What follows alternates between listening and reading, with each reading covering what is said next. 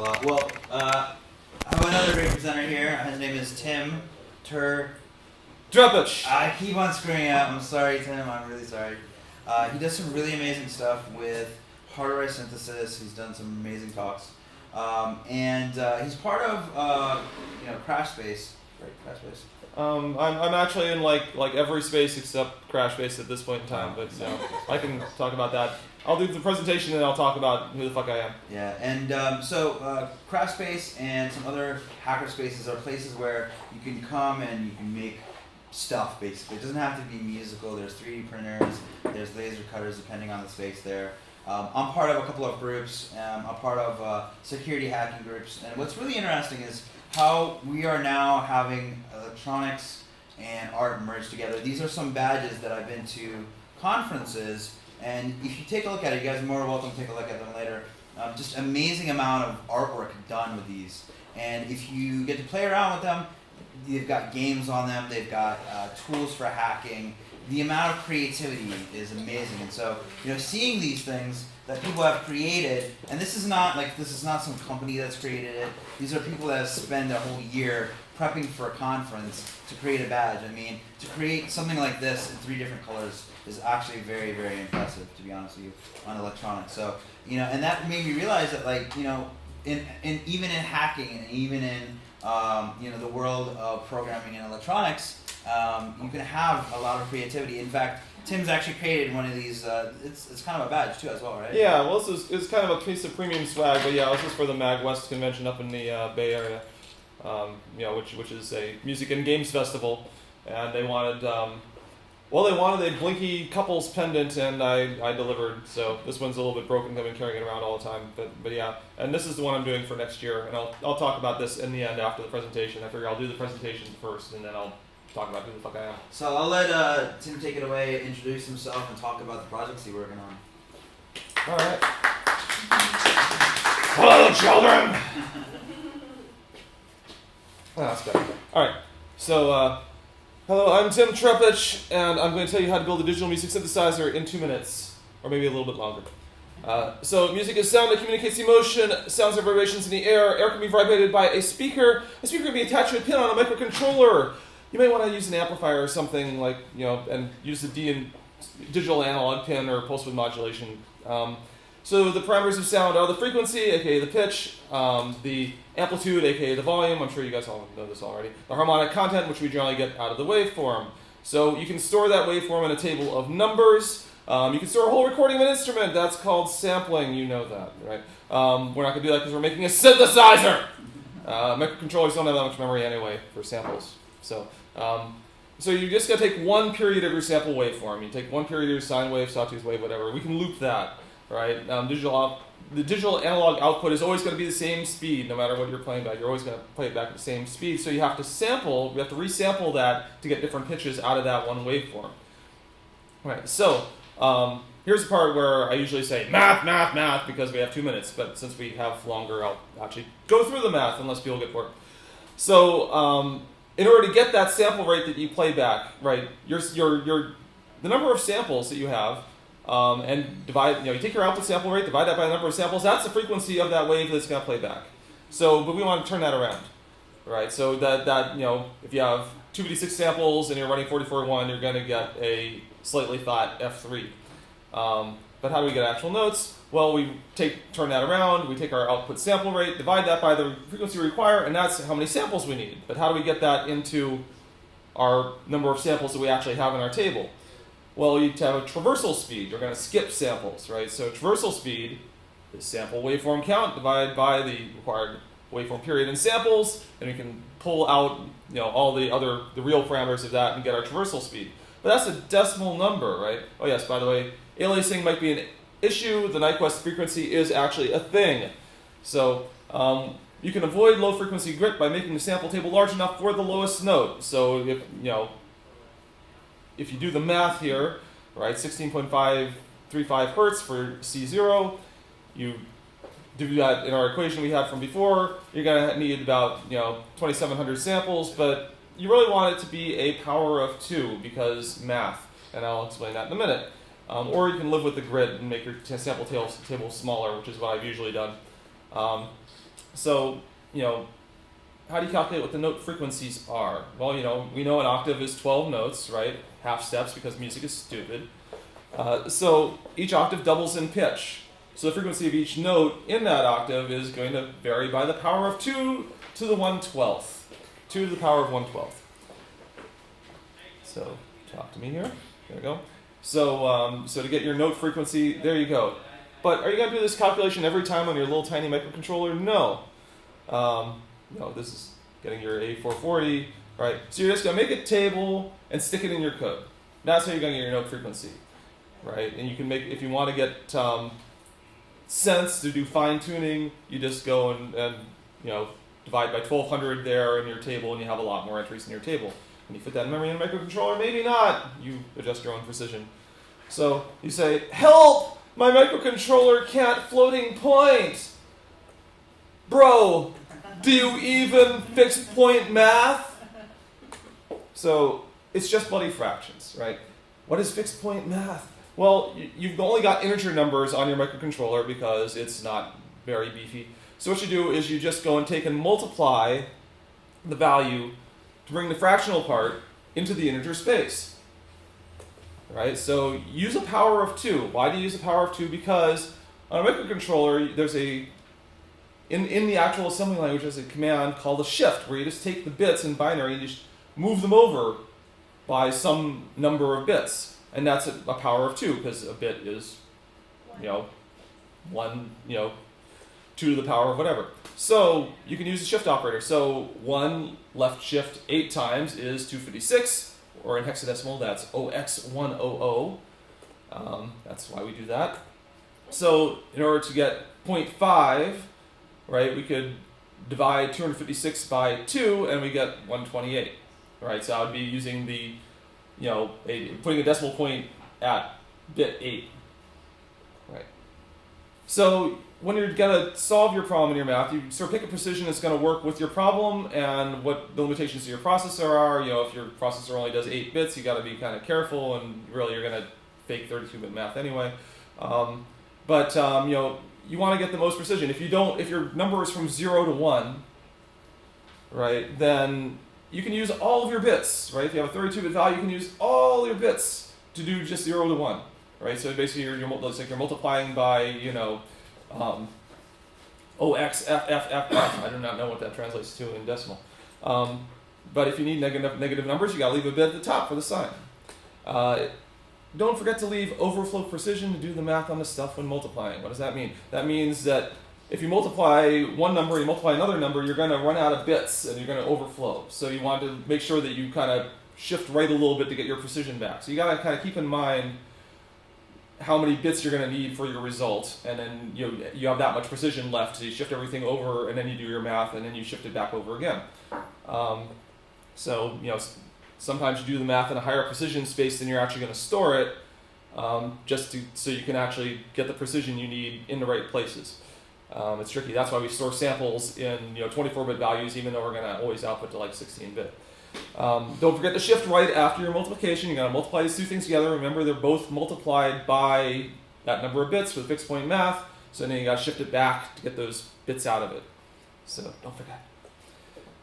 So here's an example. Let's say a sample is 8 bits, right? And you want to fade it to 0. You want to have a fade to 0. So basically, you've got a value from 0 to 1, another 8-bit value that you're going to go and use as like how much you're going to fade it, right? So 255 is 1v1, right? So that's 8 bits. So we're going to give ourselves 16 bits for the math, which is easy in C. We're going to use a uint16_t. We multiply the two values together, and then we shift right to cancel out the extra 8 bits we multiplied by from the volume, which was 0 to 1 shifted left 8, right? And the result is a new output sample, right? So that's an example, fixed point math. So you make your sound with this, right? You've got it your table. You're playing a sample wave. This sounds boring. Let's make it interesting. Keep in mind that I wrote this lecture for people who aren't actually familiar with synthesis. So this may be old hat for everybody here. Old hat. So you can use 2 or more oscillators to detune the pitch slightly, so that you get beating oscillations. You can multiply the outputs together of the 2 oscillators. That's a ring modulator, right? That gives you interesting harmonics. You can restart one of the oscillators based on when the other one restarts. That's called sync. So you're basically cutting off your waveform part way. You can use the frequency of one oscillator to modulate the parameters of the other oscillator. That's an LFO. Is anybody here not know this stuff already? All right. So you modulate your pitch, modulate your volume, modulate your phase, modulate your filter, modulate your pulse width, etc. So envelopes change the value of a parameter over time. Right, attack, decay, sustain, and release. Right, sustain when you're holding the key down. Right, you can apply that to anything: your volume, your pitch, your filter, any parameter. Go wild. And again, I wrote this for people who are programmers and not musicians. So you're programmers, you figure it out. It's a state machine. You know how to do this. You keep mentioning filters.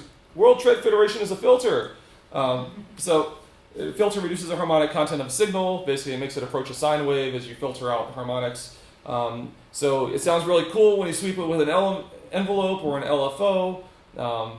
So a low pass is the most common filter, but a high pass filter or band pass filter are also used. And go Google some algorithms. I'm not going to cover them here. It's too big for this conversation, but it's easy. They're out there. So you want to play notes. You have to get input in your machine to play the notes. So why not use MIDI? And MIDI is dirt simple. This is a circuit for MIDI. What do we have here in this circuit? Okay, so when you have a MIDI signal, it's just a digital signal. It's a serial signal, and it comes in. And the whole purpose of MIDI is just to isolate it so you don't get a ground loop and get hum. Right? So what this is an opto-isolator. That means that it has an LED inside a chip and an LED detector on the other side. And so your signal comes in, it shines that LED, the detector picks it up, and nowhere do those two circuits actually touch.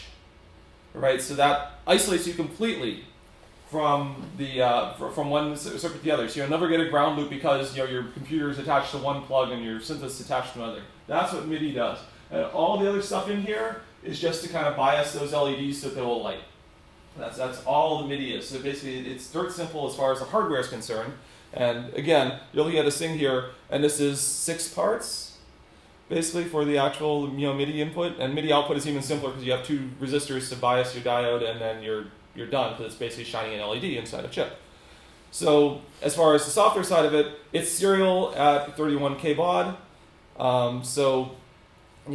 If the high bit of your data you're sending is set, it's a command, right? So that means, if I got a high bit, then I got to figure out what the thing is we're going to do next, right? So the high nibble, that is the high 4 bits, that's the command, right? So the first bit is, I'm a command, and then you have a whole 3 bits, that's 8 values of commands. So basically you have exactly 8 MIDI commands. That's all there is, right? It's really simple. Now what they have is one of the command is like, there's a subcommand, and then you have extra commands hidden under that. But for the most part, really 8 commands. Node on, node off is like 90% of what you're doing. Node on is 9, is starting with a 9, node off is 8. And then the low nibble of that is MIDI channel. That's why you only have 16 MIDI channels, because you only have 4 bits, right? And then that followed by the key number and the velocity, which remember, the high bit is gone because it's not a command, so that means you only have 7 bits, 127 values, so you have 127 keys in MIDI, and then your velocity can be 0 to 127. There are ways to sort of get around that with extensions to MIDI, which basically are just setting channel parameters, but for the most part, that's fine. It's fine. So you're going to do all this stuff. It's really dirt simple to write that code, but why bother? Because it's in the Arduino library. 47 Effects has Arduino MIDI library. It's actually in the library manager for Arduino. You literally just click a checkbox and it includes it, and there are examples and stuff, and it's really easy, and it's very well written. So just use it. Don't bother to write your own code. And then if you're using the Teensy microcontroller, which I've used in like everything, and it's great, and everybody should use it, they give you MIDI over USB for free, which would otherwise be a real pain in the ass to program. So just use that. It's in their bootloader. It's great. That's why you buy the Teensy. So if your keyboard has knobs, then you can just use the knobs to adjust all your parameters. You don't even have to have user interface knobs like I spent all this time trying to do and have all sorts of difficulties with. You can just have a keyboard. You can have a box with a MIDI port and an output port, and you can still have a complete synthesizer on that. You don't really need to do anything. Now, my first project here was basically that. This is the first version of that. So literally I didn't need to do anything else. But if you don't want to carry around a controller keyboard, then you got to add extra stuff. So that's it. That's how you build a digital music synthesizer. Any questions? That's really cool, man. I saw that the microcontroller was slim. Was that a Arduino, like the small ones? I forgot what it's called. Not the Well, as I said, this is the TC from PJRC, which uses the Arduino environment, but it is actually an ARM Cortex M0 processor. There's a big alphabet soup name for it, but it's from Freescale. You don't need to know it. Just know that, because it's an ARM Cortex M0, it is a 32-bit processor. It can address a lot more memory. It's got a whole 64K of, the TC32, which I was using, has 64K of RAM. They have newer ones now, the TC35 and 36. I think they have like 128K and 256K respectively. I'm not sure. It's a much larger number. And you also have some much better I/O. It's faster, 32-bit math. The 3.5 and 3.6 have floating point, so you don't have to do all that wonderful gyrations like I did. Although you might actually want to do them anyway because reasons. But yes, I highly recommend using the TC. The TC chips, board. I mean, this is actually not the dev board here. What this is the dev board with another board for audio output on top of it. So the dev board is actually hiding underneath all this stuff here. And in this one here, there's another one with the audio board kind of hanging out on top there, and I made my own little expansion. Let me see if I can pull this out here. So that doesn't come off. But yeah, the TC processor is literally the board underneath this board. It's actually smaller than the audio output board. So, and it uses the Arduino environment, and it's got a lot more I/O pins, and it fits on a breadboard very easily like this. So I recommend you get that. So if you guys know what dev boards is, it's basically a piece of electronics where you can have all these inputs, outputs already built into it, and you can experiment with it by putting various pieces of code on it, and it already has everything built into it, so you can experiment with it before you maybe press up an actual, like a prototype of your actual thing. So what's really cool, this Arduino is essentially considered a dev board. What's really even cooler is that you can actually use Ableton with it.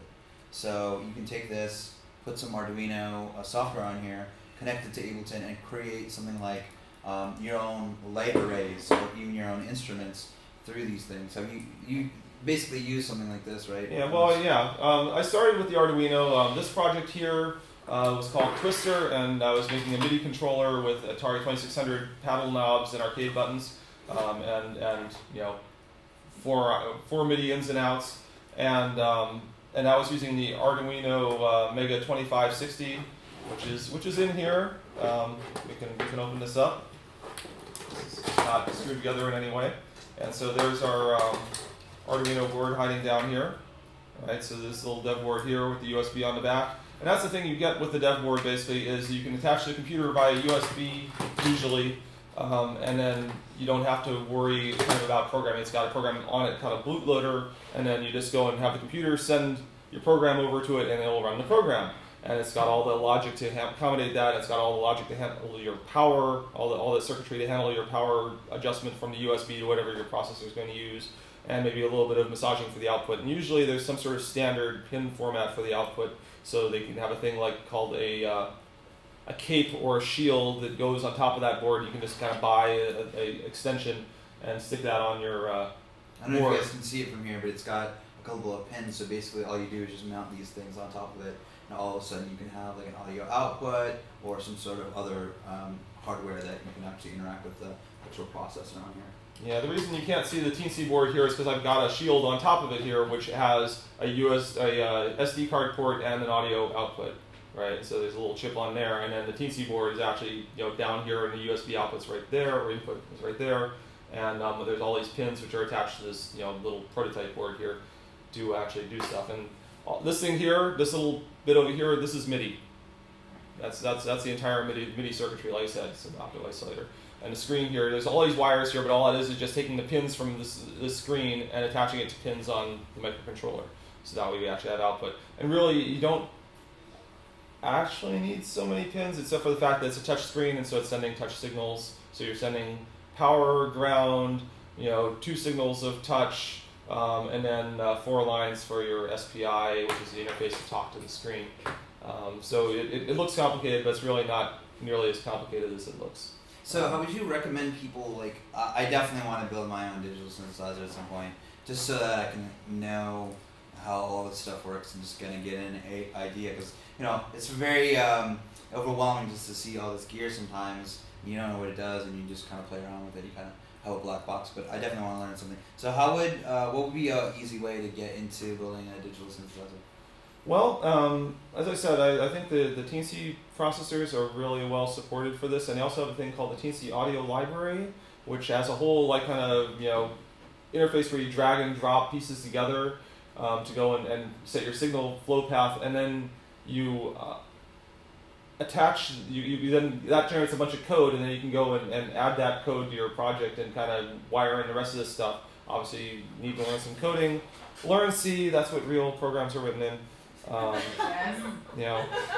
And yeah, you kind of go from there, and there's plenty of resources online for when you get stuck. But really, the hardest thing is kind of getting over, how you talk to the chip, how you set the chip up, how you, get the things, how do you get this particular thing. There's lots with the Arduino environment, which includes TNC and a bunch of other boards. It makes it so dirt simple because everybody's already solved all the hard stuff, and you just go and you find something. You can start with shields made by other people and stick them on The problem with the Arduino is it's horribly underpowered, right? It might be good for controlling keyboards or sending MIDI signals, but as far as calculating audio, it's really slow. It's 16 megahertz processor, right? Think about how fast your computer is, right? Gigahertz and then megahertz processor. Right, and the TNC runs like about 100 megahertz. The TNC 3.6, I can overclock it to 240, I think. So that's and you think that sounds slow compared to your computer, but actually, when you're not running everything else in the bloody world, it's actually really fast, right? I mean, think about that's millions of instructions per second, right? And how much math do you really need to do to calculate a signal, right? To actually calculate a waveform. You're looking up in a table. You're going and doing a little bit of math on that to go and fade it in and out, multiply it by another signal, run a filter algorithm. There's really not that much math to get the thing out there. So if you have millions of instructions per second, you can way overclock that, so then you can generate multiple signals. So this is actually, if this actually worked, which it doesn't right now, this is a 16-voice polyphonic synthesizer. And the only reason it's 16 is because I didn't bother to try and see if I could make it 32. It's literally a number in the code. It's like I just set the array size to be 16. It's like, okay, on the Arduino was playing 4 voices, polyphonic, and it was kind of slow and shitty sounding, but it worked. But I had that running on the same hardware which was running in this box here. Yes, my MIDI knob box also I could generate audio on it. Actually had audio ports. And I was running on the Arduino, but I didn't really explore that too much because I wanted to win a contest, so I started on this thing instead. This is really cool. Speaking of really slow processors, do you want to talk about your Game Boy project synthesizer real quick? Okay, so it's not a particularly slow processor. I hesitate to go in front of the cameras here. That's right. But so I also wrote a program, the only thing which is currently earning money right now, very, very slowly, called Rhythm Port Alpha 2. And what that is a music synthesizer and sequencer that runs on the Nintendo DSi and 3DS game hardware through the wonder of backwards compatibility. And so what it does is it gives you, and you can't see anything here, so there's not really much point in trying to show it to you, but let's see if I can get back to the main. So you have a piano roll sequencer, 64 beats of piano roll sequencer, and then you've got a screen for setting up your patterns, which is kind of a bit tracker spreadsheet style, and you've got a separate screen for playing drums, and you got 10 different solo modes for playing solos on it. So it's designed for playing live music. And one of the things I did with this program is I made it so you could actually change the key and scale of your backing on the fly. Sort of like when you're playing the auto rhythms on those Casio keyboards, except actually smart. So it's got a whole bunch of different keys and scales that you can select. Maybe the proper word for that is a mode. I'm not really sure. I kind of learned music theory as I was making the program. But you've got your majors, your harmonic minors, your melodic minors, your Abba-Raba, Indian scales, your minor blues scale, natural minor, Dorian, Mixolydian, and melodic minor down. And some of those things are actually kind of different names for the same thing. but when you press the key, it doesn't just transpose notes. It actually figures out what that note means in the current scale, and then puts that in the right place in the new scale, right? So if you're if this is note 3 in the major scale, then it's going to figure out what note 3 is in the minor scale. So it actually kind of figures out functionality wise what that note is for, not just math, move notes. So that's really powerful. Design is designed to play live music, designed to improvise live music. That being said, when I play live, which I play all my shows with this now, I don't play live music. I sequence everything and I just play the solos and I sing, right? But I wasn't asked to do that show today. I was asked to tell you how to build a digital music synthesizer in 2 minutes, so I was not prepared. Next time we'll have you actually do the performance.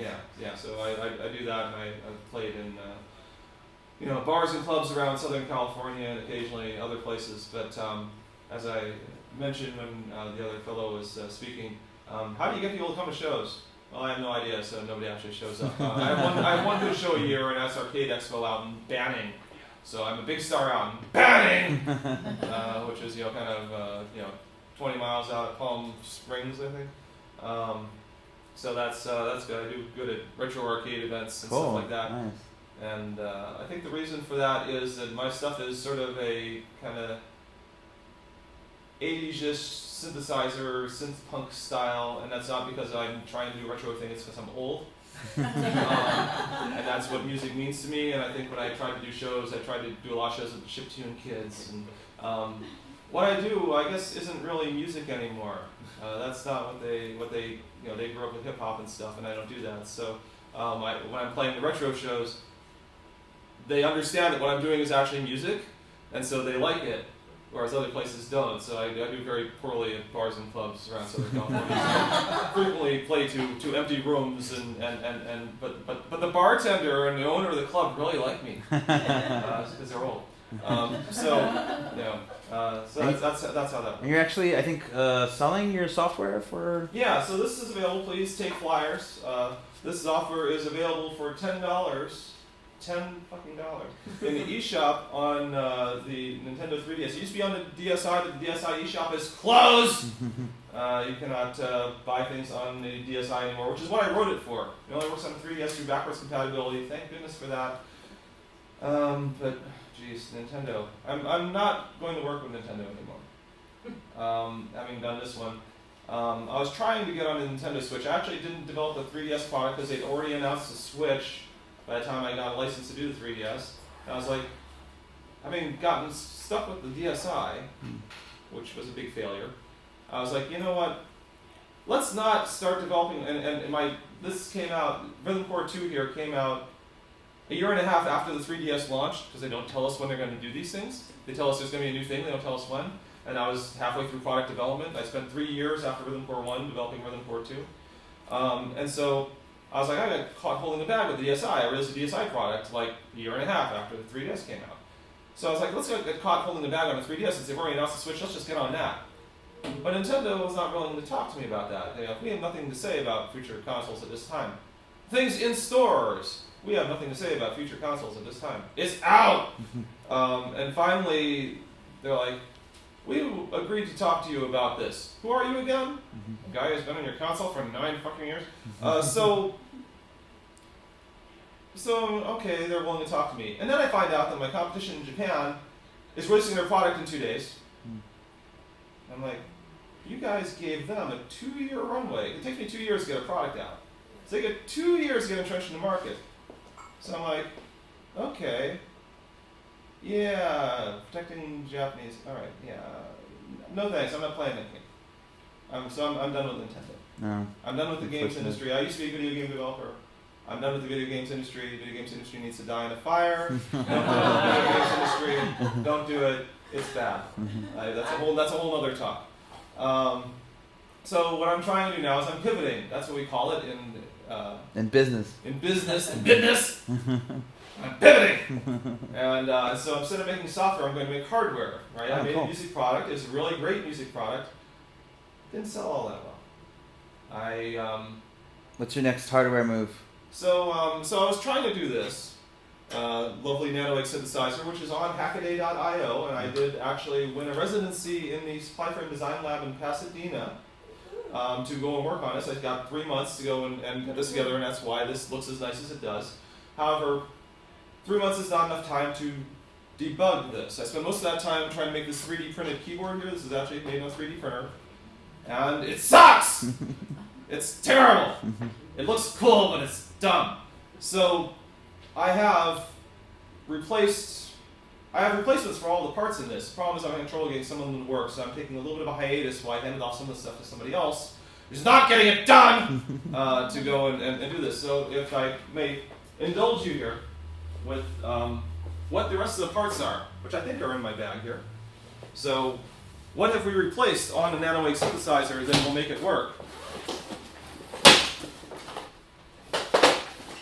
So as I said, the keyboard looks pretty but is terrible and is not manufacturable. So it took me a very long time to track down a company that would sell me mini keys. But I did. I had actually found them on AliExpress, and I sent them an email, but evidently they don't respond because AliExpress charges them money for that. And so I finally found them at NAMM one year. They didn't show up at any time other than that 1 year. I finally found them. It's like, oh, I know who you guys are. I found you on AliExpress. Why didn't you reply to me? It wasn't AliExpress, it was Alibaba. And, oh, they charged us money. Okay. But I got their card, and it took me 8 months to convince them to actually send me keyboard mechanisms. I had to buy them, but they don't stock them. They only manufacture them when somebody's got a big order. So I had to wait for somebody else to have an order, and then I was able to get keyboards. So I have like a big stack of these now. So great, I've solved the problem of keyboards. I've actually made circuitry to go and talk to this keyboard and use flat flex cable instead of the terrible, terrible, terrible pin header connectors I used in this one. Don't ever do that. Don't use pin headers unless you're going to just join two boards together. It's bad. It's just bad.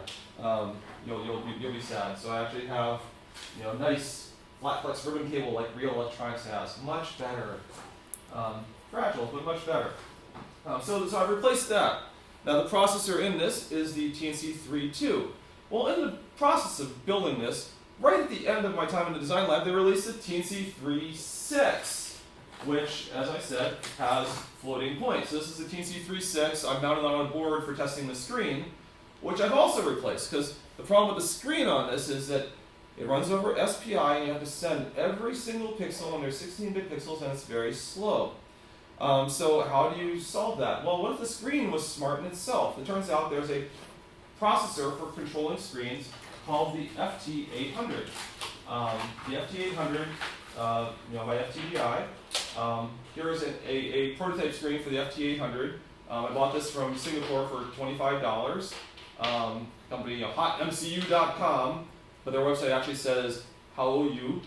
And that's a pretty good deal. This screen here was $12. You can actually buy it on AliExpress for like $5, but still $25 is not going to kill my product. This screen handles the touch sensing. It's got a sprite engine in it, so it actually just give it all your graphics, and you just tell it, yeah, just draw this graphic over here, which is a much smaller bandwidth to send over your SPI bus, which is fast, but not that fast. And the problem is that getting this thing to talk to the TNC36 is hard. This works great on the Arduino. They made a version of this called the GameDuino 2, which I don't know if you can really buy easily anymore, but the GameDuino 2 is basically a wrapper around the FT800. And so all the libraries for the GameDuino 2 will work with this. I can plug this into an Arduino and this will work great. But I was not able to get it to work on a TNC36, and I banged my head on it for a year, and finally I handed it off to somebody else, and they have failed to make it work, so now I'm kind of stuck there. So I have to decide whether I'm going to use this, or I'm going to use this screen here. This is the Nextion or Next Gen display, and these are $17 or $14, somewhere around there on eBay, made by a Chinese company called iTeed.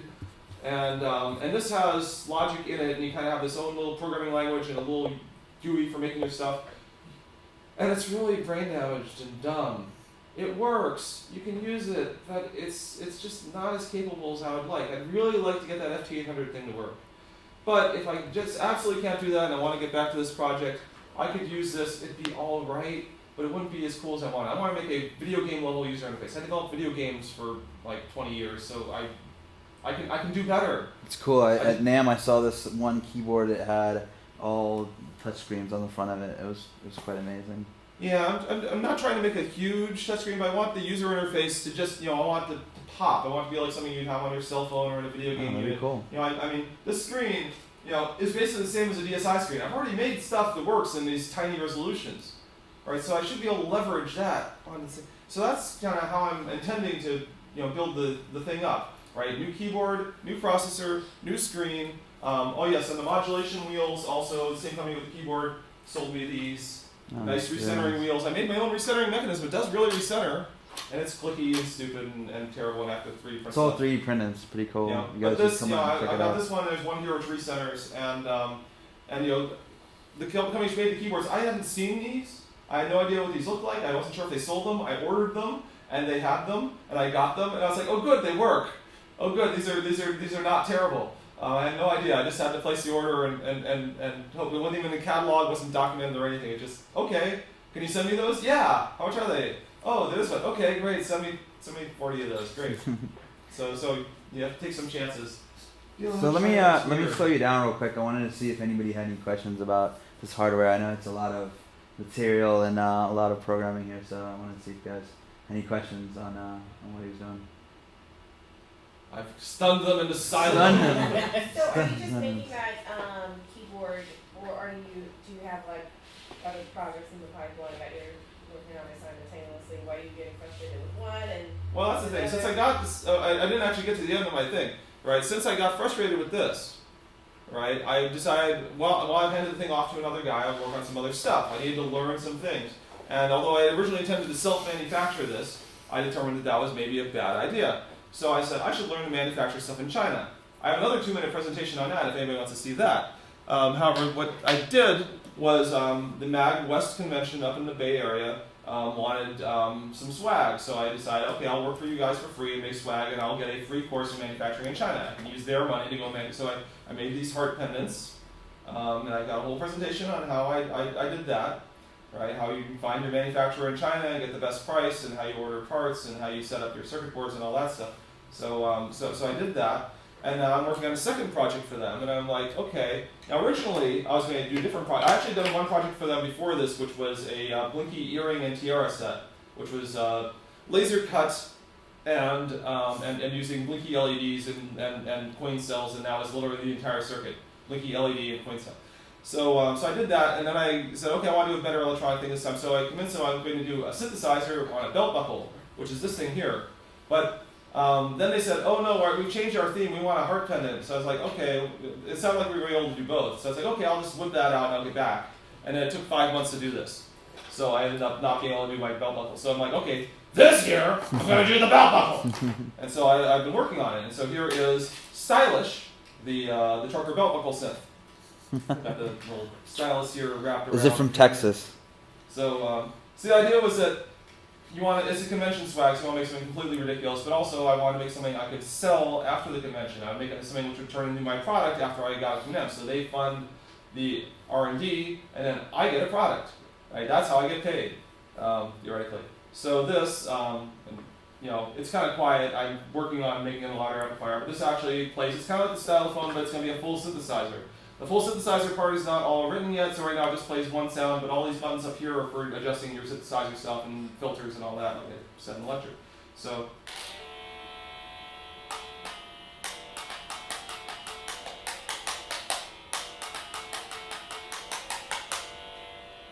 it plays and it puts in your belt buckle, and it has a big flashing LED ring, and it looks like a grinning cyclops. And the idea is that it's ridiculous. And that's what makes it fun, and that's what gets people's attention, right? When you're at a convention, music stuff, right? You're there, and you got your flashing thing on your belt, and then you can play it, pull it off, and try to play tunes, and I'll have a little sequencer and stuff like that.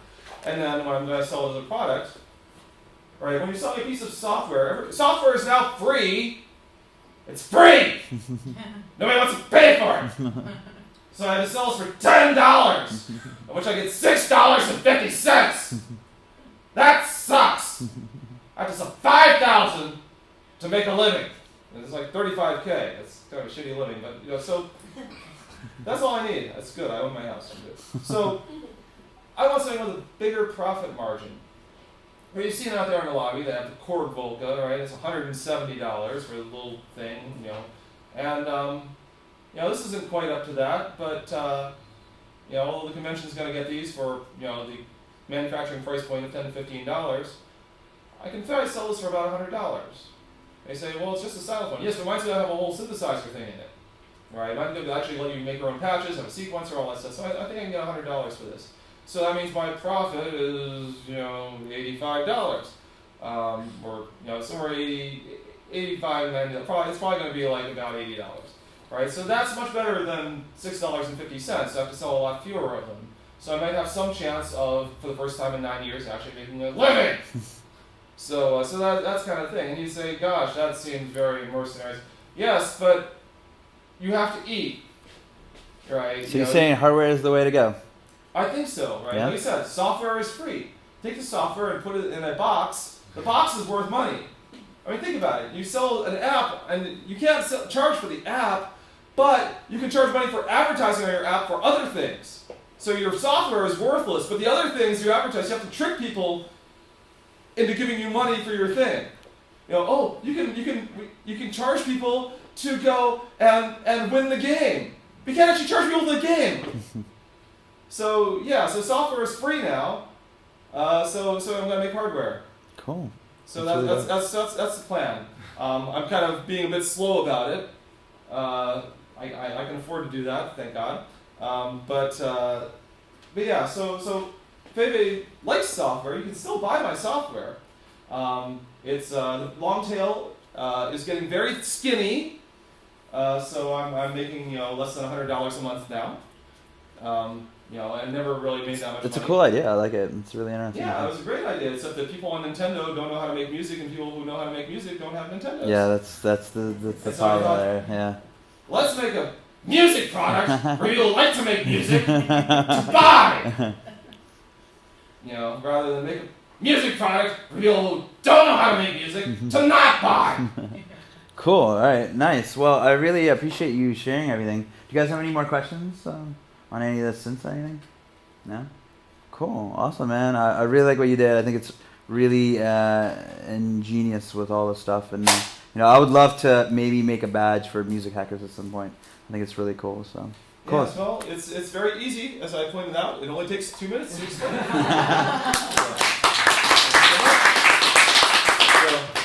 I have been Tim Trzepacz. My stage name is Tim and Marmix. I do perform. I don't know if I have any gig cards left, but anybody wants to book me for a show where nobody will shut up. Do you have any? Do you have an Instagram or anything? I'm on Facebook.